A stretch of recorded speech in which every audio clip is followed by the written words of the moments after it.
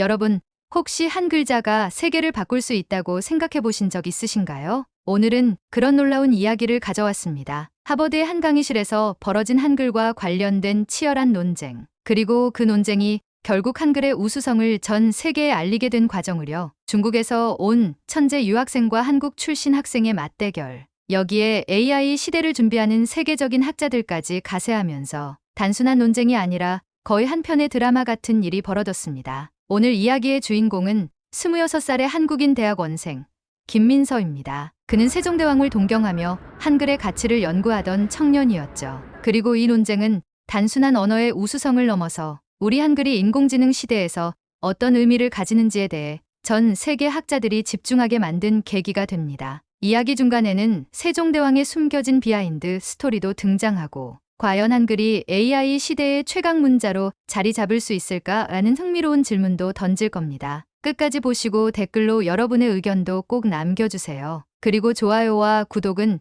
제가 더 좋은 이야기를 들려드릴 힘이 됩니다. 자, 그럼 시작해볼까요?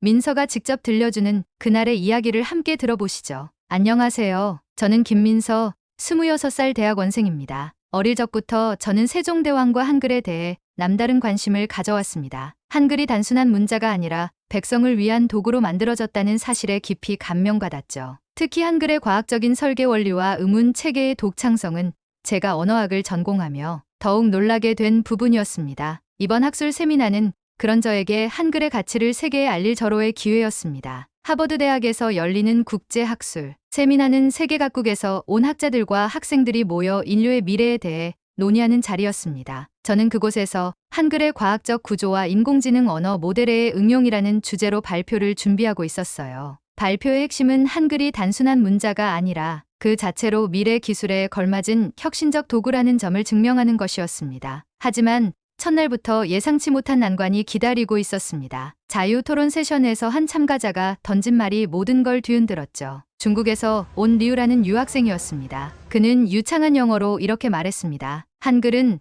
사실 한자의 단순한 변형에 불과합니다. 아무리 배우기 쉽고 실용적이라 하더라도 문화적 깊이나 철학적 배경은 한자에 비할 바가 못 되죠. 한자는 몇천 년에 걸쳐 동아시아 문화권에서 사용되며 발전해왔지만 한글은 그렇지 않았잖아요. 그의 말이 끝나자 강의실은 잠시 조용해졌습니다. 모두가 저를 바라보는 듯했죠. 그 자리에 있던 유일한 한국인인 제가 대답해야 한다는 암묵적인 압박이 느껴졌습니다. 순간 머릿속이 하얘졌지만 곧 심호흡을 하고 침착하게 대답했습니다. 리우, 그건 오해입니다. 한글은 한자를 참고한 것이 아니라 세종대왕께서 백성을 위해 완전히 새롭게 창조하신 문자입니다. 특히 한글의 의문론적 설계와 과학적 구조는 세계적으로 인정받고 있습니다. 제 대답에 몇몇 참가자들은 고개를 끄덕이며 흥미를 보였지만 리우의 표정은 여전히 자신감으로 가득 차 있었습니다. 그는 다시 반문했습니다. 그렇다면 묻겠습니다. 그렇게 뛰어난 문자라면 왜 세계 공용 문자가 되지 않았을까요? 한글이 정말로 과학적이고 혁신적이라면 영어처럼 세계적으로 널리 쓰였어야 하지 않을까요? 순간 또다시 말문이 막혔습니다. 한글이 세계 공용 문자가 되지 않은 이유는 단순히 우수성의 문제가 아니었지만 리우의 질문은 한글을 단순한 지역적 문자로 폄하하는 듯한 뉘앙스를 담고 있었습니다. 제 대답은 신중할 필요가 있었습니다. 한글이 세계 공용 문자가 되지 못한 것은 정치적, 역사적 요인이 더 큽니다. 하지만 미래에는 이야기가 달라질 겁니다. 특히 인공지능 시대에서 한글이 가진 효율성과 체계성은 그 어느 문자보다 강력한 도구가 될 것입니다. 제 말을 들은 몇몇 참가자들은 고개를 끄덕였지만 리우는 여전히 회의적인 태도를 유지했습니다. 미래라는 건 알 수 없으니 지금으로선 그저 가능성일 뿐이겠군요. 그날 밤 저는 강의실로 돌아와 노트북 앞에 앉았습니다. 리우와의 논쟁은 제 발표에 대한 큰 숙제를 남겼습니다. 단순히 한글이 우수하다는 점을 주장하는 데서 그치는 것이 아니라 리우 같은 이들에게도 설득력을 줄 수 있는 구체적이고 명확한 증거가 필요하다는 걸 깨달았습니다. 제 발표 준비는 처음부터 치밀하게 되어 있었지만 이제는 방향을 조금 수정해야 했습니다. 기존 자료들에 더해 한글이 인공지능과 같은 미래 기술과 얼마나 잘 맞아떨어지는지를 명확히 보여줄 데이터를 추가해야 했죠. 저는 한글이 가진 과학적 설계 원리를 설명하며 그것이 어떻게 인공지능 언어 모델에서 효율적으로 작동할 수 있는지 구체적으로 증명할 계획을 세웠습니다. 한글은 28개의 기본 문자만으로 수많은 소리를 표현할 수 있는 경제적이고 체계적인 문자입니다. 자음과 모음의 결합 방식은 데이터 처리의 효율성을 극대화하며 이는 인공지능 시대에 매우 중요한 장점으로 작용할 것입니다. 기존의 알파벳 체계와 비교했을 때 한글은 문자 자체가 데이터를 압축적으로 표현하는 방식에 가깝죠. 이 점을 잘 설명한다면 리우뿐만 아니라 강의실에 있는 다른 이들에게도 한글의 가능성을 충분히 납득시킬 수 있을 것 같았습니다. 한글의 우수성을 증명하는 과정에서 제가 가장 큰 영감을 받은 것은 세종대왕의 철학이었습니다. 백성을 사랑하는 마음에서 시작된 한글. 창제의 정신은 단순히 문자의 과학적 우수성을 넘어서는 깊은 가치를 담고 있었습니다. 모든 백성이 쉽게 배우고 사용할 수 있는 문자라는 단순하면서도 숭고한 목표는 세종대왕이 얼마나 앞서간 리더였는지를 보여줍니다. 발표 준비는 힘들었지만 저는 포기하지 않았습니다. 이번 발표를 통해 한글의 진가를 전 세계에 알릴 수 있다면 리우 같은 편견을 가진 사람들도 한글을 다시 보게 될 것이니까요. 무엇보다도 한글이 가진 잠재력을 널리 알리는 일은 제가 평생 꿈꿔왔던 일이기도 했습니다. 그렇게 저는 세미나 발표 날까지 남은 시간 동안 밤낮 없이 연구하고 자료를 정리하며 한글이 가진 독창성과 가능성을 구체적으로 보여줄 방법을 고민했습니다. 세종대왕께서 느꼈을 백성을 위한 간절한 마음을 떠올리며 이번 발표가 단순한 논쟁을 넘어 한글의 미래를 여는 시작점이 될 수 있기를 바랐습니다. 리우와의 논쟁 이후 저는 발표 준비에 모든 에너지를 쏟아부었습니다. 단순히 한글의 우수성을 주장하는 것으로는 부족하다는 것을 깨달았기 때문이죠. 객관적인 데이터와 구체적인 사례, 그리고 한글이 미래의 기술과 어떻게 연결될 수 있는지를 명확히 보여줄 필요가 있었습니다. 발표 준비를 하며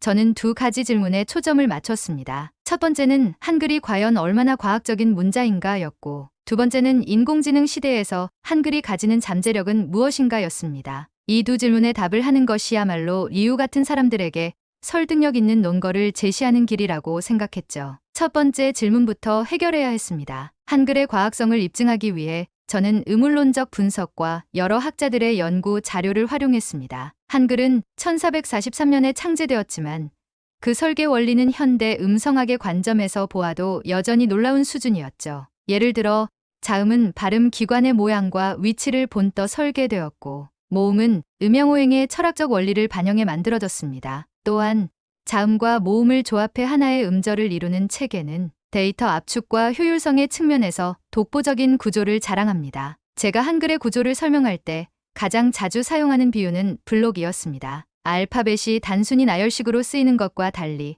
한글은 자음과 모음이 결합해 음절 단위로 구성됩니다. 이는 문자 자체가 정보를 압축적으로 표현할 수 있는 구조라는 뜻이었죠. 특히 인공지능 언어 모델에서 데이터의 효율적인 처리가 중요한 상황에서 한글의 체계는 탁월한 강점을 가집니다. 리우와의 논쟁에서 나왔던 왜 한글이 세계 공용 문자가 되지 않았느냐는 질문에 대한 답변도 준비해야 했습니다. 이를 위해 저는 한글이 실제로 여러 나라에서 주목받고 있는 사례들을 조사했습니다. 한국어를 배우는 외국인의 수가 매년 증가하고 있다는 점, 특히 한류와 케이팝의 인기가 한국어 학습 열풍으로 이어지고 있다는 통계 자료는 매우 설득력 있는 근거가 되었습니다. 또한 인공지능 연구와 관련해 한글이 가진 강점을 설명할 데이터도 모았습니다. AI 연구자들은 이미 한글의 규칙성과 간결함을 주목하고 있었습니다. 실제로 몇몇 자연어 처리 연구에서는 한글의 의문론적 특성이 데이터 분석과 기계, 학습에서 놀라운 성과를 보인 사례가 있었습니다. 예를 들어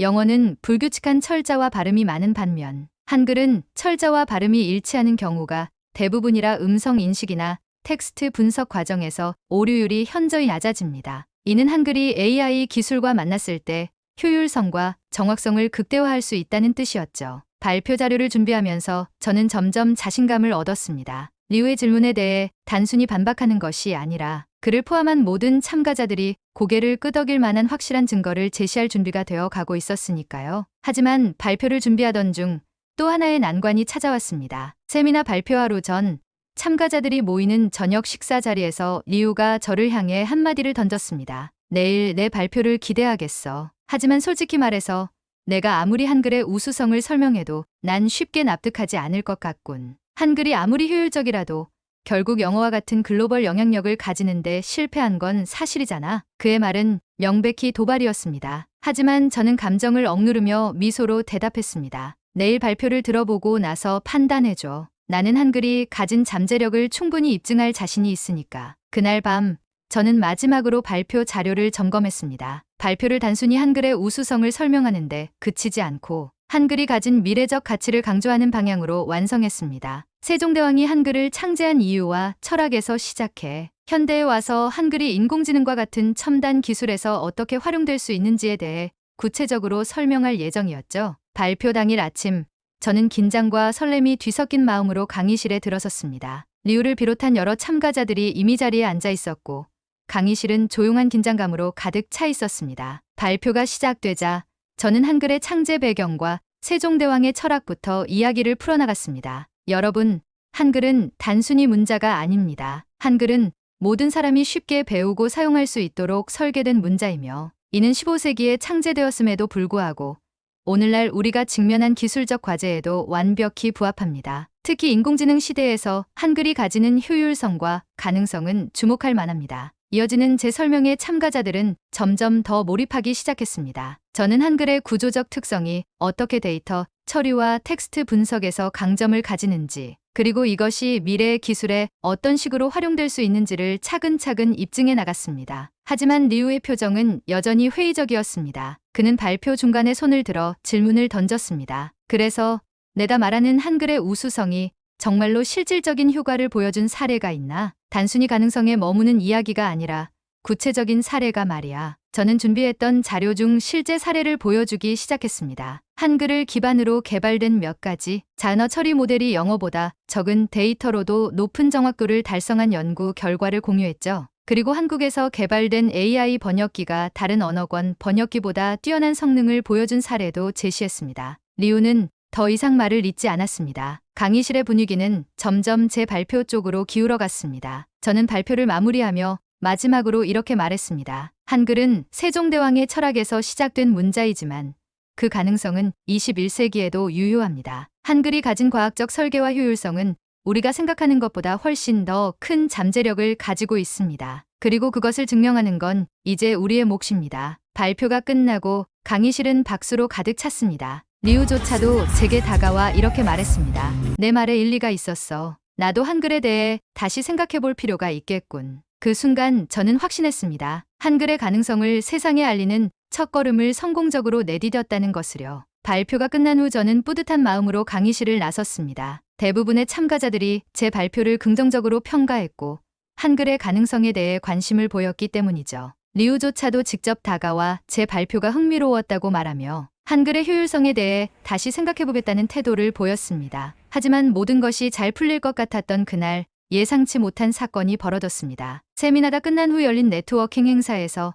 저는 또 다른 참가자인 독일 출신의 언어학자 요한과 이야기를 나누게 되었습니다. 그는 유럽 언어의 우수성을 강조하며 한글에 대한 회의적인 견해를 거침없이 드러냈습니다. 민서, 내 발표는 정말 잘 준비되었어. 하지만 나는 여전히 의문이 있어. 한글이 그렇게 효율적이고 과학적인 문자라면 왜 전 세계적으로 쓰이지 않는 걸까? 솔직히 말하면 한글의 체계는 독창적일지 몰라도 사용 사례가 적은 언어로는 한계가 있다고 봐. 저는 그의 말이 마치 리우와의 논쟁을 다시 꺼내는 것처럼 들려 당황했지만 침착하게 대답했습니다. 요한, 언어의 세계적 사용 여부는 단순히 그 언어의 우수성만으로 결정되지 않습니다. 역사적, 정치적 요인, 그리고 국제사회에서의 영향력이 큰 역할을 하죠. 한글은 아직 세계 공용 문자가 아니지만 지금도 그 잠재력이 주목받고 있습니다. 특히 K-팝과 같은 한류가 세계적으로 인기를 얻으면서 한국어를 배우는 외국인도 급증하고 있죠. 요한은 미소를 지으며 고개를 끄덕였지만 이어지는 그의 질문은 더 날카로웠습니다. 그렇다면 민서, 한글이 단순히 배우기 쉽고 체계적이라는 장점 외에 다른 언어들에 비해 특별히 우수하다는 구체적인 사례를 하나만 더 들어줄 수 있을까? 순간 저는 망설였습니다. 발표 자료로 충분히 설명했다고 생각했지만 그가 요구한 것은 더욱 실질적이고 명확한 예시였습니다. 저는 AI 언어 모델과 관련된 사례를 다시 설명하려 했지만 요한은 이를 단순한 가능성에 대한 이야기로 치부하며 관심을 끊는 듯 보였습니다. 그 순간 다른 참가자들까지 흥미를 잃는 듯한 분위기가 감지되었습니다. 행사가 끝난 후 숙소로 돌아온 저는 자책감에 빠졌습니다. 발표는 성공적이었지만 여전히 한글의 진가를 온전히 설득하지 못했다는 생각이 들었기 때문입니다. 특히 요한과의 대화는 제게 큰 숙제를 남겼습니다. 단순히 데이터를 나열하거나 이론적으로 설명하는 것만으로는 부족하다는 것을 깨달았죠. 그날 밤 저는 잠을 이루지 못한 채 세종대왕의 철학을 다시 떠올렸습니다. 세종대왕께서 한글을 창제하시던 당시에도 분명히 수많은 반대와 비난이 있었을 겁니다. 하지만 그는 포기하지 않고 백성을 위한 문자를 완성해냈습니다. 그 결단력과 신념이 오늘날 우리에게 자부심을 심어주었죠. 그리고 저는 한 가지 새로운 아이디어를 떠올렸습니다. 한글이 가진 과학적 우수성을 단순히 이론적으로 설명하는 대신 실제로 참가자들이 직접 체험하고 느낄 수 있는 방식을 활용하는 것이었습니다. 다음 날 저는 세미나 주최 측에 제안서를 제출했습니다. 한글의 구조적 우수성을 체험할 수 있는 워크숍을 열어 참가자들이 직접 한글을 배우고 그 효율성을 경험하도록 하겠다는 내용이었죠. 주최 측은 이 아이디어를 흥미롭게 여겼고 저에게 발표 시간 외에 짧은 워크숍을 열 수 있는 기회를 주었습니다. 저는 곧바로 준비에 들어갔습니다. 한글의 자음과 모음, 체계를 단순화한 학습 자료를 만들고 참가자들이 자신의 이름을 한글로 써볼 수 있도록 도울 계획을 세웠습니다. 워크숍 당일 참가자들이 하나둘씩 모이기 시작했습니다. 저는 간단한 한글의 역사와 구조를 설명한 후 그들에게 한글로 자신의 이름을 써보도록 권유했습니다. 예상대로 참가자들은 처음엔 약간의 어려움을 느꼈지만 고차음과 모음의 규칙성을 이해하자 놀라운 반응을 보였습니다. 내 이름을 이렇게 간단히 쓸 수 있다니 정말 놀랍군. 한글의 조합 방식은 마치 레고 블록을 조립하는 것 같아 재미있고 효율적이야. 특히 리우와 요한도 워크숍에 참석해 자신들의 이름을 한글로 써보았고 그 결과에 깊은 인상을 받은 듯 보였습니다. 요한은 제게 다가와 이렇게 말했습니다. 이건 정말 놀라운 체계야. 나는 여전히 유럽 언어에 자부심을 가지고 있지만 한글이 이렇게 간단하면서도 체계적인 구조를 가지고 있다는 점은 인정해야겠어. 내가 왜 그렇게 한글에 대해 자랑스러워하는지 이해할 수 있을 것 같아. 그 말을 듣는 순간 저는 비로소 제 노력이 결실을 맺었다는 것을 느꼈습니다. 단순히 말로 설명하는 것보다 직접 체험하게 하는 것이 훨씬 강력한 설득력을 가질 수 있다는 사실을 깨달았죠. 워크숍이 끝난 후 참가자들은 한글의 효율성과 체계성에 대해 다시 한번 논의하기 시작했습니다. 이 과정에서 저는 단순히 한글의 우수성을 증명하는 것을 넘어 한글이 가진 가능성을 전 세계에 알리는 첫걸음을 내디뎠다는 뿌듯함을 느꼈습니다. 워크숍이 끝난 후 저는 참가자들과 대화를 나누며 한글에 대한 그들의 반응을 자세히 들을 수 있었습니다. 특히 요한과 리오는 제 워크숍을 통해 한글의 구조적 효율성과 독창성을 직접 체험한 후 이전과는 완전히 달라진 태도를 보였습니다. 요한은 워크숍 후 저에게 다가와 진심 어린 목소리로 말했습니다. 민서, 나는 유럽 언어가 세계 언어의 중심이라고 믿으며 살아왔어. 하지만 오늘 한글을 직접 써보고 배우면서 이 언어가 단순히 효율적일 뿐만 아니라 창의적이고 혁신적이라는 사실을 깨달았어. 내가 왜 이렇게 한글에 자부심을 가지는지 이제야 알겠군. 리우 역시 자신의 이름을 한글로 쓰고는 감탄하며 말했습니다. 솔직히 말하면 처음엔 내 주장을 믿기 어려웠어. 하지만 한글은 정말 특별한 문자야. 단순히 배우기 쉬운 걸 넘어 이처럼 체계적으로 설계된 문자라니. 세종대왕이 대단한 분이라는 건 인정할 수밖에 없네. 그들의 반응은 저에게 큰 감동을 주었습니다. 단순히 한글의 우수성을 증명하는데 그치지 않고 참가자들이 직접 한글을 체험하며 그것의 가치를 느끼도록 만든 제 노력이 성공적이었다는 걸 알게 되었기 때문입니다. 며칠 후 세미나의 마지막 날이 되었습니다. 이번 세미나에서의 성과를 공유하는 시간에 주최 측은 제 워크숍에 대해 특별히 언급하며 참가자들에게 소감을 물었습니다. 예상보다 많은 사람들이 한글의 효율성과 창의성에 대해 긍정적인 평가를 내렸고 그중 몇몇은 한글이 인공지능과 같은 첨단 기술에 어떻게 활용될 수 있을지에 대한 가능성에 대해 깊은 관심을 보였습니다. 주최 측은 세미나의 마지막 연설자로 저를 지목하며 참가자들 앞에서 한 가지 메시지를 전할 기회를 주었습니다. 저는 잠시 고민했지만 결국 이 기회를 통해 제가 진정으로 하고 싶었던 이야기를 전하기로 했습니다. 여러분, 저는 이 세미나에서 한글이 가진 과학적 구조와 미래적 가치를 소개하려고 노력했습니다. 하지만 오늘 저는 단순히 한글의 우수성을 이야기하는 것을 넘어 언어와 문자가 가진 진정한 의미에 대해 말씀드리고 싶습니다. 언어는 단순히 소통의 도구가 아닙니다. 언어는 그 언어를 사용하는 사람들의 역사와 철학, 그리고 미래를 담아내는 그릇입니다. 한글은 세종대왕께서 백성을 사랑하는 마음으로 창제하신 문자입니다. 그 시작은 백성을 위한 것이었지만 오늘날 한글은 한국을 넘어 전 세계에 영향을 미치고 있습니다. 특히 인공지능 시대에서 한글은 그 체계적이고 효율적인 구조로 인해 미래 기술과도 깊이 연결될 가능성을 보여줍니다. 저는 오늘 이 자리를 통해 한글이 가진 잠재력을 전 세계 사람들이 이해하고 공감할 수 있기를 바랍니다. 그리고 한글을 사랑하는 한국인으로서 여러분께 한글의 가치를 더 많이 알릴 기회를 주셔서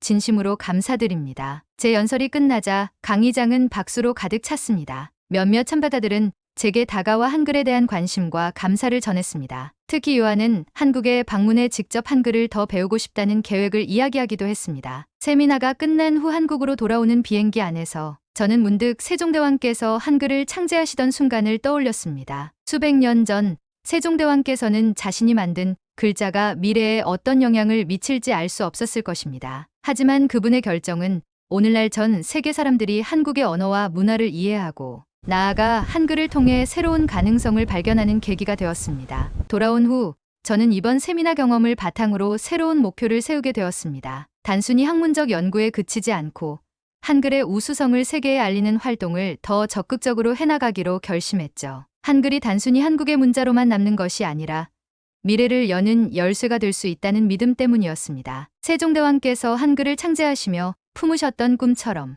저는 한글이 단순히 한 국가의 자랑을 넘어 전 세계 사람들에게 사랑받고 새로운 가능성을 열어주는 문자가 되기를 진심으로 바라고 있습니다. 그리고 그 여정은 이제 막 시작되었을 뿐입니다. 여러분, 오늘의 이야기는 여기까지입니다. 한글, 그 한 글자가 가진 힘이 얼마나 놀라운지 새삼 느끼게 되는 시간이었는데요. 세종대왕의 마음이 담긴 이 위대한 문자가 단순히 우리의 자랑을 넘어 세계의 가능성을 열어가는 도구가 될 수 있다는 사실, 정말 뿌듯하지 않으신가요? 혹시 여러분도 한글에 대해 더 알고 싶거나 한글이 이렇게 특별하다고 느낀 경험이 있으셨다면 댓글로 함께 이야기 나눠주세요. 그리고 오늘 이야기가 흥미로우셨다면 잊지 말고 좋아요와 구독 부탁드립니다. 이 채널은 앞으로도 한글처럼 놀랍고 감동적인 한국의 이야기를 여러분께 전해드릴게요.